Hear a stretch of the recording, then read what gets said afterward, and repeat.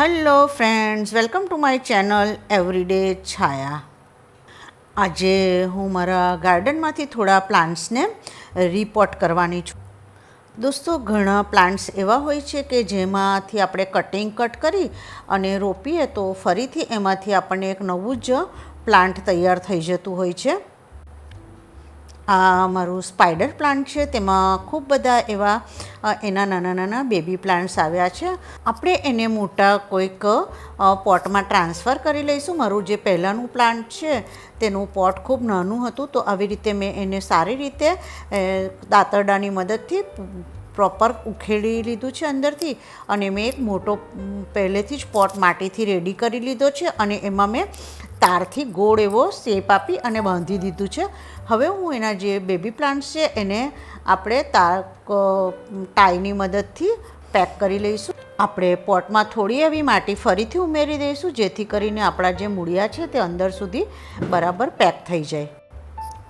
હવે મારે એક બીજું પ્લાન્ટ ટ્રાન્સફર કરવાનું છે, જે મેં પહેલાંથી પાણીમાં એના થોડા કટિંગને ગ્રો કરવા મૂકી દીધા. તો તમે જુઓ તો એમાં મૂળિયા આવી ગયા છે. તો મારી પાસે એક આવું બાંબુનું હેંગિંગ પોટ છે. તો હવે આપણે એમાં જે મૂળિયાવાળો પોર્શન છે તેને આવી રીતે મૂકી અને તૈયાર કરી લઈશું.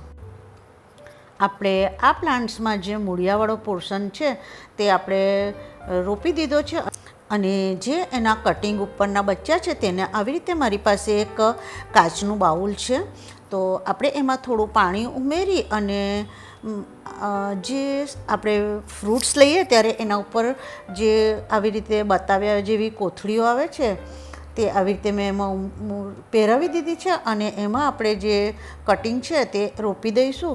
તો ફરીથી એ નીચેથી મૂળિયામાંથી ગ્રો થશે અને આપણને ફરીથી રિપોર્ટ કરવા માટે એ રેડી થઈ જશે. આ એક હેંગિંગ પ્લાન્ટ છે, તો જ્યારે એની બ્રાન્ચીસ વધશે અને એ નીચે હેંગ થશે કુંડામાંથી ત્યારે એકદમ સરસ લાગશે. હવે આ મારો એક ઝેડ પ્લાન્ટ છે. તમે જુઓ કે એ મેં એક પેપર કપમાં કર્યું હતું. તો હવે એને રિપોર્ટ કરી લઈશ. તો આવી રીતે એને પણ મેં એક મારી પાસે હાંડી જેવું હતું તો તેમાં રિપોર્ટ કરી લીધું છે. આ મારો ચોથો પ્લાન્ટ છે કે જે આપણે એન્ડેનિયમ છે. ખૂબ સરસ કલરનું એન્ડેનિયમ છે, અને એને આવી રીતે મેં ફરીથી બીજા કોઈ પોટમાં રિપોર્ટ કરી લીધું છે.